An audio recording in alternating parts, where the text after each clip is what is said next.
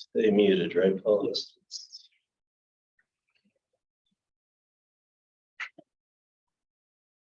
Leave the mic over. I forgot.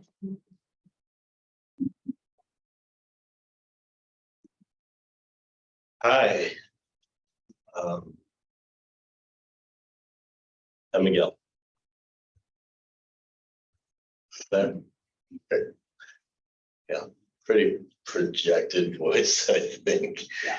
from my years in a punk rock band and also from my years at yelling at my children so they don't, run into a parking lot or whatever. You gotta, not yelling, but you have to have a good projection, right, to keep them safe. So, if you know me, you know I have 3 young children, and if you don't know me, you now know that. But if you know me, you know I talk about them an awful lot, which I think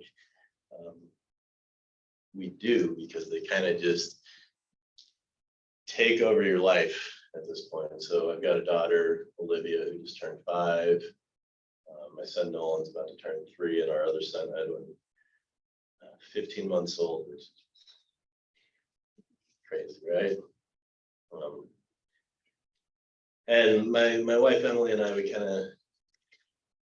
of we talk obviously once in a while, in between trying to keep kids from hurting themselves. But one of the things we talk about a lot is sort of, like Olivia is very obviously Emily, right? Nolan is very obviously me. He's a teeny tiny me in a lot of ways, and not really sure what Edwin is yet, but he's a good dude. We like him a lot. But Nolan, I see so much of myself in that little boy constantly, and part I think of seeing so much of yourself in another person is that it's easy for that person to drive you completely insane, right? And we always kind of had this running joke, me and Emily, like no one kind of treats it like it's Highlander, like there can be only one. And my attitude has sort of been like, it can be you, Nolan. You can be the only one. I don't care. Just keep me around long enough to keep you alive so that then you can be the only one. But Nolan, he's I love him. And he's super into superheroes, and that's kind of where this whole mess of the talk came up, right? I see him and I see him getting so excited the way that I used to really get excited about these things. And we had a while, probably like a year ago. He's been particularly difficult. I couldn't quite figure out what to do with him, and we, on a whim, I sort of got him this like Superman costume, and it was this amazing transformation that took place. The second we put Nolan in the Superman costume, best behavior, raddest kid ever, and just a super sweet guy. And I think that I was a lot that way as a child, but I probably still am as an adult. And as I kind of look at it, I think that there's sort of this element of, if you put on the cape, if you're strong and powerful, then everyone can rely on you, and everyone looks up to you, and you're somehow needed, and that makes you feel really important. So my whole life, Batman birthday cakes, Ninja Turtle themed parties, big into comic books as a young kid. I met Stan Lee when I was 7 years old, which might not mean anything to many of you, but if you're even a tiny bit of a comic book dork, that's cool. And it sort of evolved, and it changed as I grew. I not as into Superman as I used to be, but it just sort of shifted. So, went from my heroes were these like actual super powerful imaginary sort of beings that could, bend steel or fly through the air, or, smash through a building or whatever it might be. I got a little older and my heroes kind of became like skateboarders and musicians and BMX riders and change, right? But throughout it all, I kind of put certain people who could do certain things or whatever in this really special place in my mind, and it was something to be emulated, and it was something to achieve. If you could do a backflip on a bike, you're rad, and I want to be able to do that. If you're in a cool rock band, everyone loves you, like that's awesome, and I want to do that. And it's sort of this super hero thing in a different way. And throughout all of this, my mom, she very very nurturing of her wannabe superhero child. She was the one always decorating the Batman cake, or quietly cleaning the house with earplugs in while me and my friends screamed punk songs in the basement on shitty amplifiers, and she just dealt with it. But she had this way of, no matter what my thing was at the time, she had a way of kind of nurturing it and kind of making me feel special. She would always she would tell me a lot. She's one of the things I admire about you the most is, you're so optimistic, and she always made me feel like I somehow had this power to see the good in things that maybe didn't seem so good at first glance. I really internalized that, and I really believed it for years until my mother passed away. That was maybe the first time, I think, in my life, all of a sudden, I didn't feel like such a superhero, or I didn't feel like I had any powers or any control. And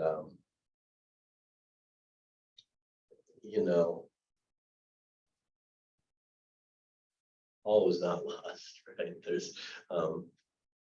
Then here I am 20 years later, and I'm very miserable, and I was never a hero. Good night. um,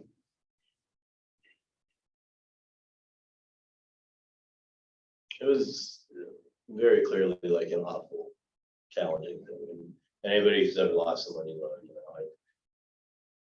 know what this is. It's you sort of have this reality and things that you think are sort of set in stone, and then people and places and things that you can rely on, and it's sort of your superhero, right? My mom and my sister, who I lost them both at a pretty young age, like something really special for me, and very special people. And so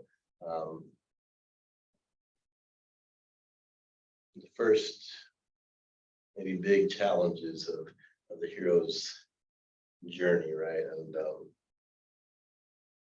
the hero, I'm not the hero, we're all the hero is the point of this. I'm not humility, but something interesting, kind of happened when I was able to scrape myself up enough from these losses to kind of move forward. Actually a bunch of things. One thing, my father, who you can thank him for my presence here this week, because kids got to see grandpa, so mom and dad got to deal with 109-degree weather to do that. But and my dad, he would say to me often, the sun is going to shine again, and in this weird math professor dad way, he was kind of nurturing these seeds of bringing back this optimism or this okayness, or at least enough gas to get through another day, long enough that he was right. The sun did shine again, and it shone and shone and shone and shone and shone, and it's 110 degrees. But in a way, I was kind of able to take these awful experiences, the worst things that ever happened to me, the worst things that could ever happen to anybody, and the worst things that will happen to any of us. And by some amount of grace or support or resources, or I don't know, I was able to take those things and kind of transform them.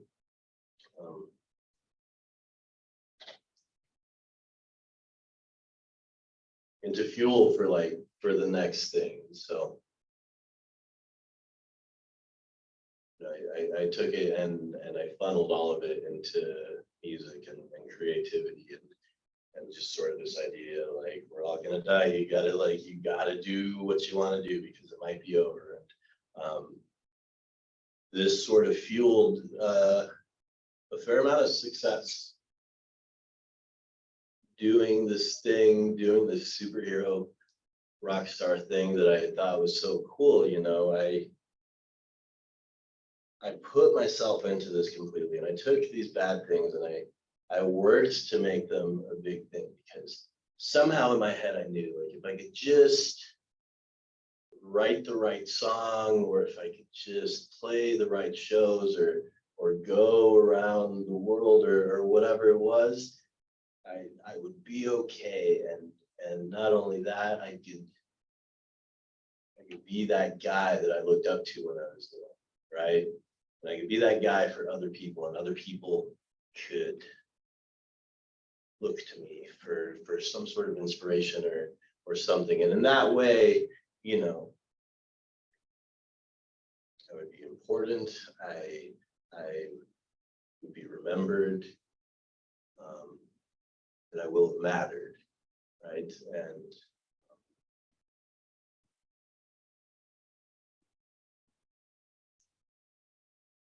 found myself in a lot of I did it, right? I accomplished everything I wanted to accomplish as a musician. We played like 38 countries, 6 continents. We had a song on the Billboard charts. I just never stopped moving. And I got to a point where I was kind of, okay, on paper, I've done it all. And there's a certain amount of people who probably do kind of look up to me. And there's also probably a certain amount of people who just think I'm a giant asshole and like I don't deserve anything that I have. And maybe they're right. I don't know. But the moment of reflection caught me one time. We were on tour playing this huge show somewhere. I don't even remember.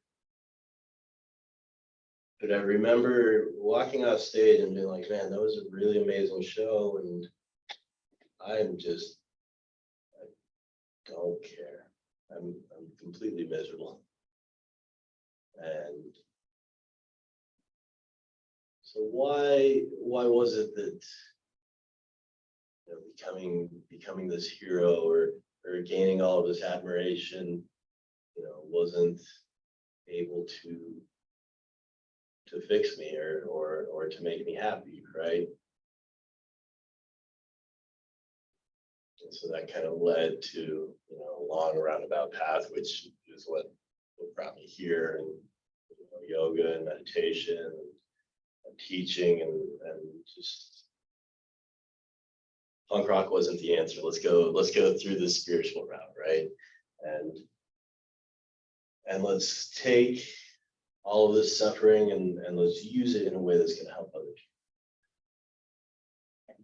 Which again kind of worked for a while, and I did enjoy like a fair amount of success in that realm too. Owned 3 different yoga studios, published books, whatever this world's version of a rock star is kind of did it, right? And helped as many people as I could. I honestly, truly was like, I want to help.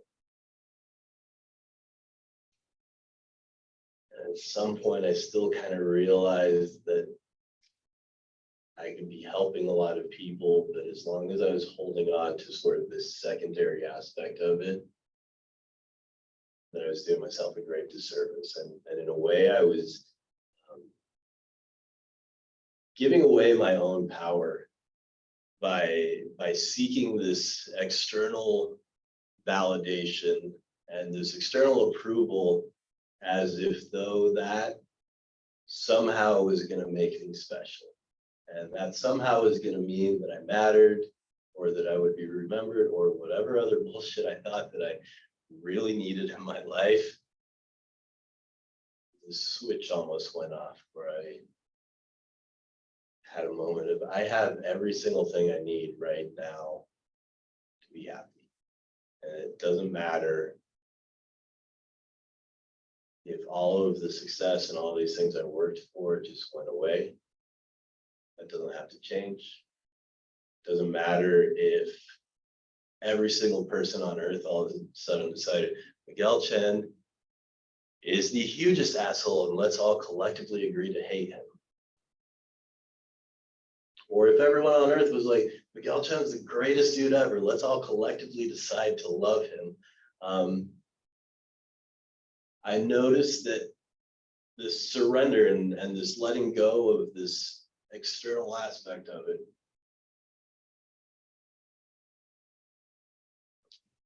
was really where my power was in all of this. This realization that there's only ever been one me. There's only ever been one of any of us. And there's been something like, excuse me, like 120 billion people or something have ever lived. As far as we know, there's 8 billion people living right now. And so I can really understand this feeling small and feeling insignificant and wanting to do things that you think matter because somehow we'll stand out amongst the billions and somehow we will be important and somehow we might matter. But I also kind of realized that this great miracle is that amidst all of these billions of people and amidst the odds are pretty stacked against us, right? The odds are pretty stacked against you or me existing in this place or this time. A lot of things had to happen exactly the way that they happened for us to be here and to be here now. And so inherently, that kind of makes each of us like something really pretty special and pretty unique that we could never ever emulate or recreate if we tried. It could just never happen. And there's this big, vast mystery of a universe, billions and billions of light years and in the observable universe, like more than our mind could even begin to comprehend. But in these moments of practice and in these moments of silence, I've caught just glimpses of all of that is contained inside. So we're a part of everything that in this other way we kind of are everything, and it is something really special and it is really something unique. And when I connect to this, I can see the extraordinary thing that our everyday ordinary life can be. And I can see that trying to be a superhero or trying to be a rock star or whatever it might be, has missed the point entirely, because one, no amount of validation from any other person is ever going to give or take anything from me unless I allow it to. But two, I can go play a show in front of 1,000 people somewhere and it's fine, and I enjoy it very much when it's happening. Or I can go home and hang out with these three kids, and in their world, for this very brief window of time, I really do fucking matter, like a lot. And I really kind of am their hero for even just the teeniest amount of time.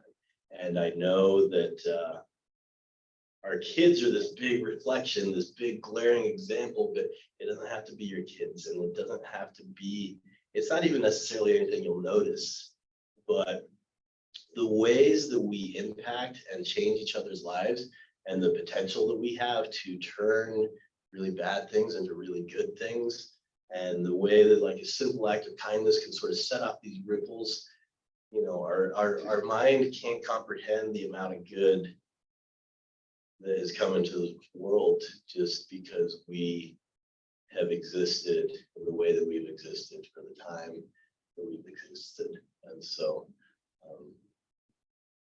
I think our superpower that we all kind of share perhaps is this dual creative and destructive ability to, just by thinking something or doing something, we can create infinite good, or we can create a lot of suffering. But